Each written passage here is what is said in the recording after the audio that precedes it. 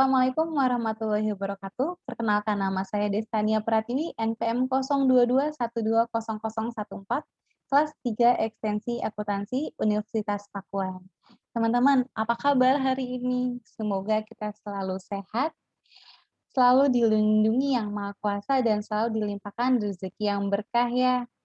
Ngomong-ngomong, di weekend yang gak ada mendung-mendungnya dan cerah banget, kayak wajah kalian yang shining, shimmering, and splendid, pada ngapain aja sih kegiatannya? Nah, untuk kalian yang lagi di rumah aja atau lagi di perjalanan, yuk simak beberapa paparan slide yang akan aku jelaskan untuk beberapa menit ke depan tentang telur asin atau salted egg. Telur asin sendiri adalah telur yang diawetkan menggunakan garam selama beberapa waktu tertentu. Pada umumnya, telur yang digunakan ada telur itik atau telur bebek. Tapi tidak menutup kemungkinan loh penggunaan telur asin menggunakan telur lainnya seperti telur ayam.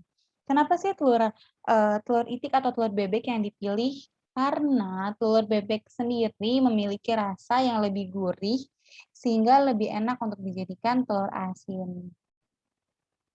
Sejarahnya, telur asin ini adalah kuliner khas kalangan etnis Tionghoa yang kemudian dikomersialkan sejak tahun 1950-an. Jadi, telur asin ini kita kenal dari masyarakat Tionghoa yang masuk ke Indonesia. Lalu pada tahun 1950, telur asin sudah diakui sebagai kuliner Brebes yang sangat populer. Jadi, saat kita jalan-jalan atau mampir ke daerah Brebes, kita sangat mudah menemui telur asin ini loh di beberapa toko oleh-oleh. Lalu pada Oktober tahun 2017, oleh-oleh khas Brebes ini telah didaftarkan dalam warisan budaya tak benda oleh Kementerian Pendidikan dan Kebudayaan Indonesia. Wah, keren banget ya si telur asin ini. Lalu untuk menunya sendiri, telur asin pada zamannya, maksudnya sebelum sekarang, itu biasanya hanya dimakan menggunakan nasi anget, tapi ini enak banget. Ini makanan waktu aku kecil dulu, jujur, makan telur asin ditambah nasi anget itu adalah perpaduan yang sangat enak, bahkan bisa nambah-nambah karena rasa telur asin yang gurih ditambah nasi anget, itu surga. Lalu telur asin sendiri, bisa dimakan menjadi pendamping sayur berkuah seperti sayur bening atau yang bisa kita lihat di sini yaitu sayur santan, ada lontong sayur. Selain itu, seperti yang kita sudah bahas tadi, telur asin sendiri menjadi oleh-oleh khas Brebes yang banyak dijumpai. Lalu untuk sekarang telur asin sendiri, sudah dimodifikasi menjadi beberapa menu yang banyak dijumpai di restoran dan kafe, yaitu ada rice bowl salted egg atau rice bowl telur asin, ada roti panggang atau roti bakar dengan telur asin, bahkan ada pasta yang menggunakan saus telur asin dan rasanya nggak kalah sama pasta-pasta Italia lainnya. Telur asin juga dimodifikasi menggunakan seafood. Di sini ada cumi telur asin sebagai salah satu contohnya, dan yang paling the best adalah telur asin dijadikan varian rasa oleh salah satu, perusahaan mie instan di Indonesia, yaitu Indomie, yang memodifikasi dan mempopulerkan, mie goreng rasa salted egg atau telur asin. Ini rasanya enak dengan harga yang murah di bawah 10.000 kalian udah bisa coba telur asin berpaduan dengan mie instan. Lalu untuk proses pembuatan telur asin sendiri terbilang cukup mudah dengan bahan-bahan yang sangat mudah ditemukan. Nah, kalau kalian yang mau bikin telur asin di rumah bisa dicoba nih caranya. Pertama, kalian cuci telur bebeknya hingga bersih, cuci hingga beberapa kali sampai telurnya benar-benar bersih, lalu keringkan dengan handuk atau kain kering. Lalu, buat larutan garam, yaitu menggunakan garam dan air yang direbus hingga mendidih.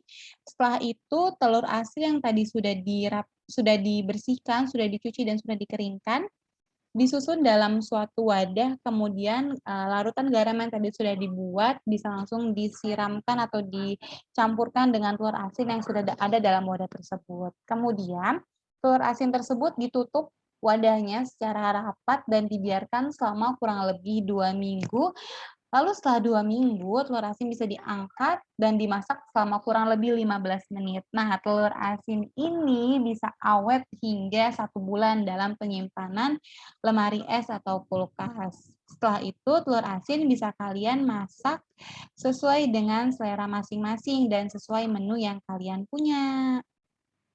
Untuk kandungan gizi telur asin, per 100 gram telur asin itu kaya akan air 66,5 gram, kalori 179 kalori, protein 13,6 gram, lemak 13,3 gram, karbohidrat 4,4 gram, riboflavin 0,98 gram, fosfor 157 miligram, zat besi 1,8 gram, natrium 483 mikrogram, natrium 483 miligram, kalium 140,1 mikrogram, vitamin A 253 mikrogram, beta karoten 13 mikrogram, dan tiamin 6,2 miligram. Nah, banyak banget kan kandungan gizi di dalam telur asin ini. Tentunya telur asin ini sendiri dengan kandungan gizi yang sekian banyaknya sangat bagus dikonsumsi anak-anak maupun orang dewasa. Namun, konsumsi orang dewasa tentang telur asin ini harus dibatasi karena dapat memicu adanya kenaikan kolesterol dalam tubuh ya. Lalu kenapa sih sekarang ini bisnis telur asin menjadi bisnis pilihan? Pertama, telur asin ini menggunakan modal yang sedikit, pasarannya juga sedang meningkat, pembuatannya mudah, dan telur asin sendiri tidak mudah hancur dan basi. Telur asin sendiri ini bisa dijadikan sebagai menu oleh-oleh ataupun menu-menu restoran lainnya. Jadi pilihan, bisnis telur asin ini untuk sekarang sedang meningkat-meningkatnya dan memiliki pasar yang bagus untuk, dicoba dan dijajal. Lalu untuk, telur asin sendiri punya manfaat yang cukup banyak untuk kesehatan. Salah satunya membantu regenerasi kulit, mencegah anemia, meningkatkan daya tahan tubuh, menangkal radikal bebas, menstabilkan tekanan darah, meningkatkan metabolisme tubuh, menyehatkan kulit, memperkuat tulang, menyehatkan fungsi otak, dan baik untuk mata. Wah, jadi nggak ragu-ragu lagi untuk konsumsi telur asin karena, manfaatnya bagi kesehatan yang sekian banyak, kandungan nutrisinya juga yang begitu melimpah ya. Lalu, fun fact tentang telur asin atau salted egg. Fun fact-nya adalah merupakan warisan budaya kuliner, ciri khas telur, ciri khas telur asin adalah Brebes, ya, telur asin menjadi ikon dari daerah Brebes. Dan awalnya dibuat untuk persembahyangan. Sampai dengan sekarang beberapa kepercayaan masih menggunakan telur asin untuk persembahyangannya. Ada ribuan peternak itik di Brebes dan pelajaran yang bisa dipetik dari telur asin yaitu nilai alkulturasi. Nilai alkulturasi sendiri yaitu proses penerimaan telur asin di tatanan sosial yang tidak hanya eksklusif namun juga inklusif. Telur asin dapat diterima semua pihak meski pada mulanya berasal dari kultur peranakan Tionghoa. Jadi, rasa toleransi di sini sangat kuat untuk penerimaan telur asin sendiri hingga menjadi ikon salah satu kota di Indonesia yaitu Brebes. Oke, seperti itu pemaparan saya tentang telur asin, semoga bermanfaat. Dan semoga kita, nggak ragu-ragu nih untuk mengkonsumsi telur asin atau bahkan untuk kalian yang berminat untuk bisnis telur asin, mulai dari bisnis pembuatan telur asinnya atau bisnis pengolahan telur asin menjadi makanan yang enak dan menjadi pilihan masyarakat dari jenjang anak-anak sampai dengan dewasa. Sekian dari saya, mohon maaf apabila ada kesalahan kata dan perbuatan dalam video. Wassalamualaikum warahmatullahi wabarakatuh.